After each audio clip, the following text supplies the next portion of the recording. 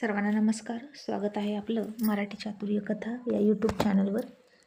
आपल्या व्हिडिओला लाईक करा, चॅनलला सबस्क्राईब करा आणि बेल आयकॉनवर प्रेस करा, जेणेकरून सगळ्या नोटिफिकेशन्स तुमच्यापर्यंत वेळेत पोहोचतील. मिलन अभी आधा अधूरा आहे भाग 172. रोहितने राणीच्या गळ्यातून मंगळसूत्र खेचून घेतलं आणि तिला इथून जायला सांगितलं. आणि शेवटचं सूर्यवंशी घराला, इथल्या माणसांना, इथल्या पानाला, फुलांना, सगळ्यांनाच राणी डोळे भरून बघत होती आणि वारंवार मागे बघत होती. आणि अश्रूंनी भरलेल्या डोळ्यांनीच ती जड पावलांनी बाहेर निघाली. खिडकीतून रोशन बघायचा आणि म्हणायचा, अरे कोणीतरी थांबवा ना वहिनीला. वहिनी किती चांगली आहे. सोनम, बाबा, आई. आई तर माझं ऐकतच नाही. बाबा तुम्ही तरी थांबवा ना. तुम्हाला सुद्धा वहिनीवर विश्वास नाही का? मी दरवाजा उघडू का बाबा? रोहित दादा कसा आहे माहीत आहे ना तुम्हाला. आणि मी नाही मानत या सगळ्या गोष्टींना. वहिनी नाहीच चुकणार. असं म्हणून एकटा रोशन सगळीकडे पळत होता. सगळ्यांना म्हणत होता की रोहित दादाला समजवा. आणि राहुल म्हणाला, रोशन शांत हो बेटा.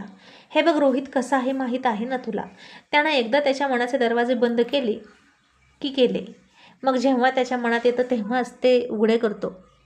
आणि आता तो आपलं नाही ऐकणार. राणीला तिच्या माहेरी जाऊ दे आणि सगळं शांत झालं की मग आपण बोलू. तरीही रोशन हट्ट करून म्हणायचा नाही. आणि वहिनी निघून गेली तर? ती तिच्या माहेरीसुद्धा नाही गेली तर? तिला हा धक्का सहन नाही झाला तर? तिला काही झालं तर? आणि हे सगळं कशासाठी? तिला जाऊ देऊ नका. तिला थांबवा आणि जे काही बोलायचं ते बोला, पण इथेच ठेवा. सोनम त्याला समजावत म्हणाली, रोशन अरे शांत हो ना. हे बघ परिस्थितीच अशी आहे की आपण काहीच नाही बोलू शकत. सगळंच्या सगळं रोहितदादाच्या हातात आहे. आणि त्यांच्या निर्णयापुढे बोललं तर त्यांना आवडत नाही माहीत आहे ना. आणि हा त्यांचा पर्सनल मॅटर आहे रोशन. आणि रोशन सोनमला म्हणाला, नाही गं, हा त्याचा पर्सनल मॅटर नाही, तर हा आपल्या घरचा मॅटर आहे. राणी वहिनी आपलीसुद्धा कोणीतरी लागते की. आता हा रोहितसुद्धा त्याच्या रूममध्ये रोशनचं सगळं संभाषण ऐकत होता. त्याला राणीविषयी खूप आपुलकी आहे हे माहीत होतं रोहितला. आणि त्याची होणारी तगमग रोहितला जाणवत होती. आणि इतकी सगळी तिच्यावर प्रेम करणारी घरातली मंडळी असूनसुद्धा आमचं कुठं चुकलं जे राणीनं आम्हाला फसवलं असं रोहितला वाटायचं. राणी तू हे अजिबात चांगलं नाही केलंस. तू माझ्यासोबतच माझ्या घरच्यांनासुद्धा खूप दुःख दिलं आहेस. आणि तुला विसरणं कुणासाठीच लवकर शक्य नाही. आणि मी तर तुला कधीच विसरू शकत नाही. कारण माणूस कोणतीही गोष्ट दोन कारणानं लक्षात ठेवतो. एक म्हणजे प्रेम आहे म्हणून आणि दुसरं म्हणजे तिरस्कार आहे म्हणून. आणि मी तुझा खूप तिरस्कार करतो. आणि इथून पुढे तू फक्त आणि फक्त माझ्या तिरस्कारातच जिवंत असशील. असं म्हणून रोहितनं हाताकडे बघितलं. त्याचा हात रक्ताळलेला होता, पण त्याला अजिबात दुखत नव्हतं. कारण यावेळी त्याचं मन खूप दुखत होतं. त्यानं जर तिच्यावर इतकं प्रेम केलं नसतं तर कदाचित तो इतका चिडला नसता. ऑल दिस अँगर वॉज वन्स लव म्हणतात ना, तसं झालं होतं रोहितचं. हा सगळा राग फक्त प्रेमासाठी होता आणि प्रेमामुळे होता. जानकी तर बेडरूममध्ये जाऊन रडतच होती. सपना, सोनमसुद्धा रडत होत्या. मल्हारराव जानकीच्या पाठीमागं खोलीत गेले आणि जानकीला म्हणाले, जानकी अगं असं काय करते, नको त्रास करून घेऊ. आणि जानकी म्हणाली, मालक कसा त्रास करून नको घेऊ. अहो हे सगळे फोटो जर टीव्हीवर झळकले, मीडियावर झळकले तर आपल्या घराण्याची किती बेअब्रू होईल. मला तर आत्ताच कोणाला तोंड दाखवू वाटत नाही आहे. तरीही राणीला मी रोहित खूप समजावून सांगत होतो की त्या मुलापासून दूर राहा. आपल्या घराण्याची सून झेडपी अध्यक्ष रोहित सूर्यवंशीची बायको अशी इतरांच्या मिठीत. मालक अहो या बातमीचं लोक किती भांडवल करतील. आणि मी इतकी वर्ष जपलेली घराण्याची अब्रू अशी चव्हाट्यावर उधळली जाईल का हो. राणी अशी कशी चुकली असं म्हणून जानकी त्रास करून घेत होती. तिला काय कमी होतं इथं, तिनं असं का करावं तिकडं जाऊन.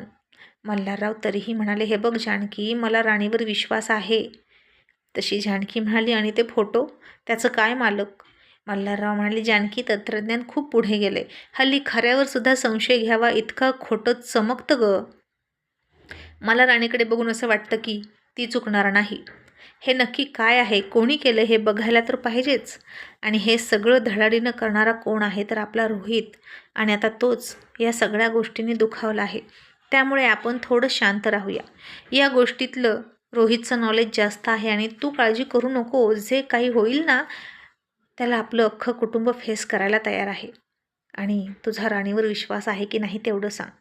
आणि जानकी म्हणाली, मालक हे मी बोलून काय करू? विश्वास तर नवरा बायकोच्या नात्यात हवा, पण राणीनं तरी असं का वागावं? रोहित रागीट आहे, संशयी आहे, हे तिलासुद्धा माहीत आहे. मग आपल्या नवऱ्याचं मन आपणच जपायला नको का? त्याच्या मनाप्रमाणे राहायला नको का? शेवटी त्याची भीती खरी ठरली ना. भीत्यापाठी ब्रह्मराक्षस म्हणतात ते हे असं. आणि आता रोहित आणि राणीच्या नात्याचं काय होईल मालक? त्यानं तर तिला गळ्यातलं मंगळसूत्र तोडून घेतलं. मल्हारराव म्हणाले, बघू काय होईल ते होईल, पण आपण दोघांच्याही पाठीशी खंबीरपणे उभं राहिलं पाहिजे. कारण आत्ताची ही सिच्युएशन दोघांसाठी खूप कठीण आहे. शिवाय आपल्याला तो कोण मुलगा आहे मनोज त्याच्याशी सुद्धा बोललं पाहिजे. जानकी म्हणाली, त्याच्यावरच तर प्रेम करत होती राणी, तोच मुलगा आहे तो. मल्हारराव म्हणाले, जानकी अगं दुसऱ्या अँगलने सुद्धा बघ या गोष्टीकडे. रोहीच्या बदनामीसाठी, आपल्या घराच्या बदनामीसाठी आत्तापर्यंत कमी प्रयत्न केलेत का? तर खूप वेळा प्रयत्न झालेत. मग त्यापैकीच हाही एक प्रयत्न आहे असं मला वाटतं. पण आपल्याला ते सावधपणे शोधलं पाहिजे. आणि इतक्यात तिथं राहुल आला आणि म्हणाला, हो बाबा तुम्ही बरोबर बोलताय. राणी चुकणार नाही हे मीही मान्य करतो आणि रोहितचा स्वभाव कसा आहे आपल्याला माहीतच आहे. मला फक्त काळजी एकाच गोष्टीची वाटते की हे सगळं मीडियामध्ये जाऊ नये, नाहीतर रोहित आणखी चिडला तर काही खरं नाही. आपल्या गोष्टी, आपल्या घरामधली गोष्ट आपण उमऱ्याच्या आत कशीही निस्तरू शकतो, पण ही गोष्ट बाहेर जाता कामा नये. जानकी म्हणाली, अगदी बरोबर राहुल. मालक तुम्ही तुमचे कॉन्टॅक्ट वापरा आणि ही बातमी कुठेही बाहेर जाता कामा नये असं सांगा. आणि मल्हारराव म्हणाले, बरं. आणि आता मागे थांबणाऱ्या सगळ्यांनाच घराण्याच्या अब्रूची चिंता होती, पण रस्त्याने चालत गेलेल्या राणीची मात्र कुणाला चिंता नव्हती. तिच्या मनावर काय ओरखडे उठले आहेत या आरोपांनी, ते फोटो पाहून तिला काय वाटतंय याचा कोणीही विचार करत नव्हतं. सोनम सपनासुद्धा घाबरल्या होत्या आणि सोनम सपनाला म्हणाली, सपनाताई काय होईल हो? राणीताईला रोहितदादा माफ करतील का? आणि सपना म्हणाली, सोनम रोहितचा स्वभाव बघता मला वाटतं की आता राणीचं या घरात येणं मुश्किल आहे. रोहित भाऊजी फार हट्टी आहेत आणि एखादी गोष्ट नाही म्हटलं की नाहीच करत. आता त्या दोघीसुद्धा चिंताग्रस्त बसल्या होत्या आणि इकडे रोहितच्या मनाची अवस्था तर फार वाईट होती. रडून रडून त्याचे डोळे लाल झाले होते. नशा केल्यासारखे त्याचे डोळे रागानंही लाल झाले होते. आणि उद्या आपल्याला झेडपी अध्यक्षपदाचा राजीनामा द्यायचा आहे हे आठवलं की त्याला राणीचा आणखीन राग यायचा. आणि आत्ता त्याच्या मनात राणीविषयी फक्त राग होता. राणीची आठवण आली की त्याच्या शरीरात चैतन्य सळसळ करायचं. प्रेमानं तिथेच आता राणीची आठवण आली की अंगाची लाही लाही होत होती. आणि त्यानं बेडरूममधल्या सगळ्या वस्तू उद्ध्वस्त करायला सुरुवात केली. आणि आता राणी घरातून बाहेर पडली आहे. सूर्यवंशींच्या हे संग्राम आणि मेघनाला कळालं. त्याच्या खबऱ्यानं सांगितली गोष्ट ती. आणि मेघना तिथंच बसली होती संग्रामजवळ तंबू ठोकून, काय काय होतंय ते बघण्यासाठी. आणि मेघना फार हसत म्हणाली, अरे वा, शेवटी मला जे हवं होतं तेच घडलं.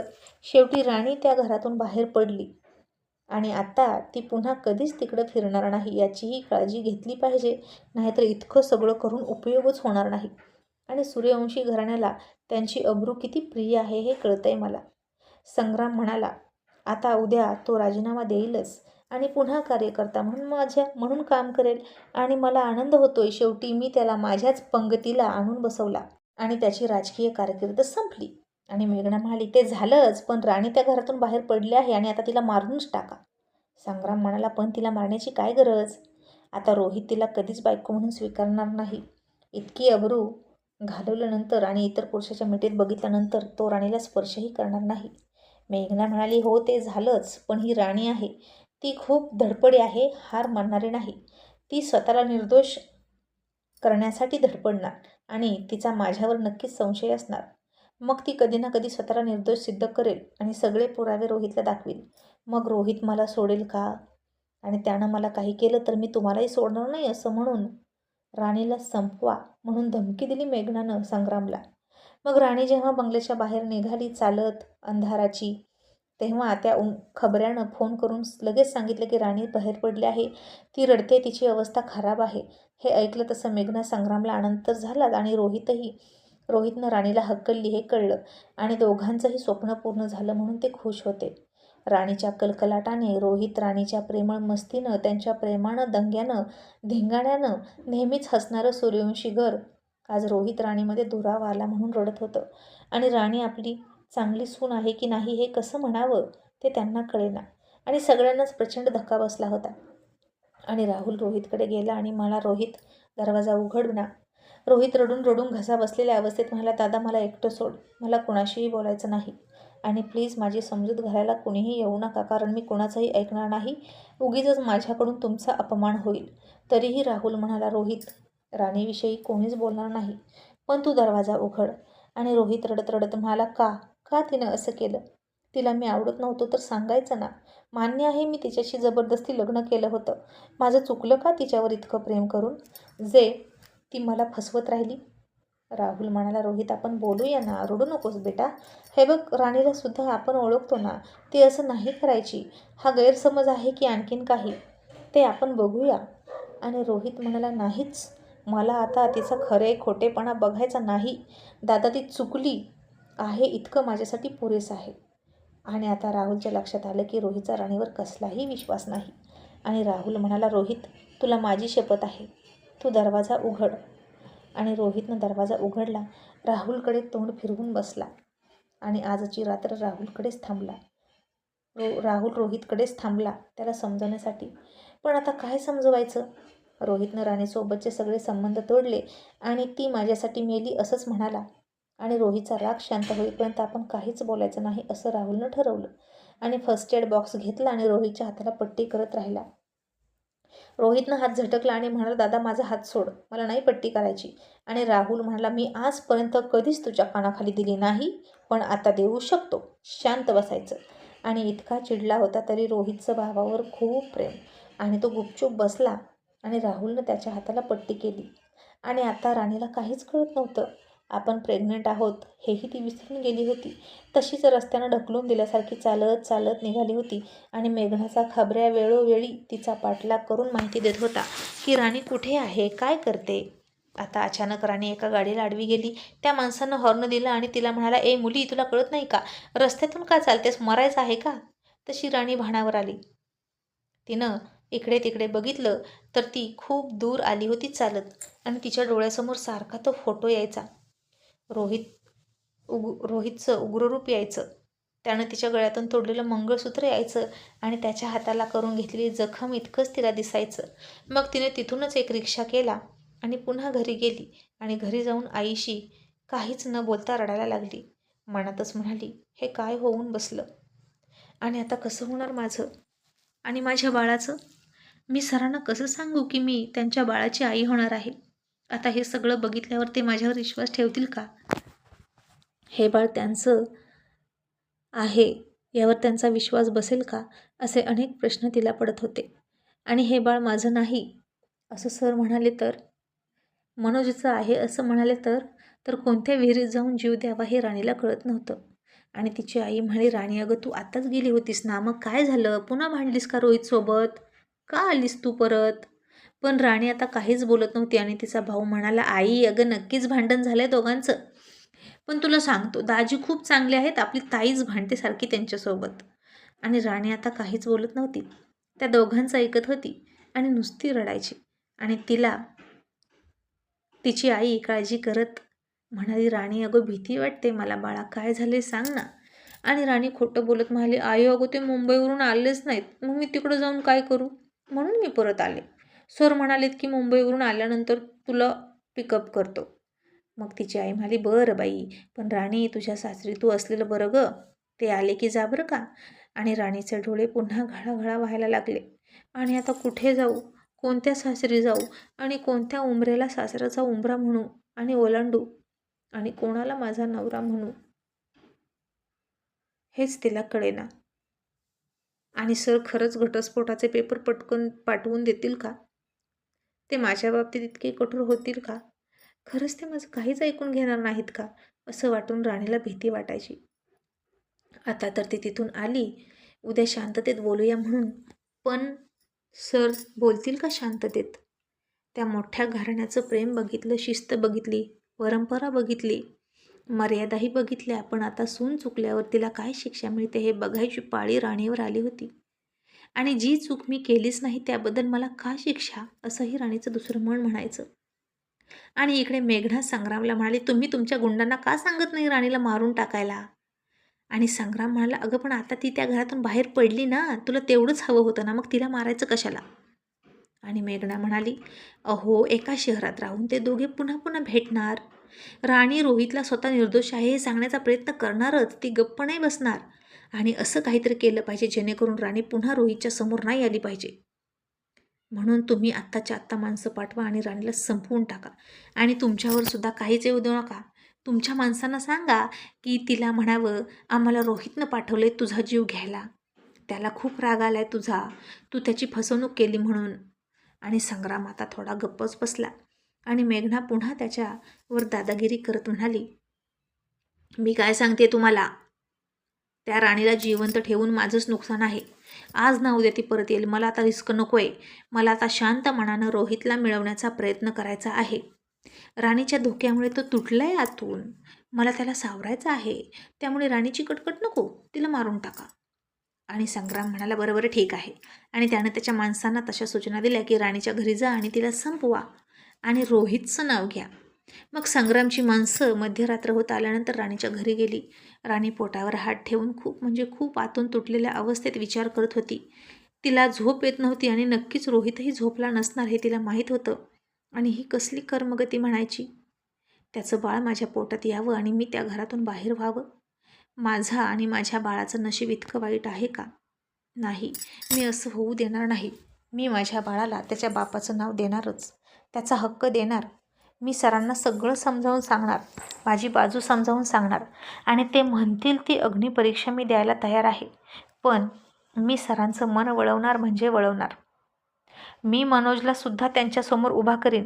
मी त्या हॉटेलमध्ये जाईन, सगळं करेन, CCTV फुटेज दाखवीन. पण मी सरांचा माझ्याबद्दल गैरसमज करू देणार नाही, कारण माझं त्यांच्यावर खूप प्रेम आहे, असं राणीही म्हणाली.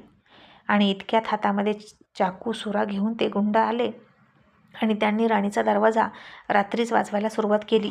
आणि राणीचा भाऊ आई घाबरले आणि तिची आई म्हणाली, कोण आहे?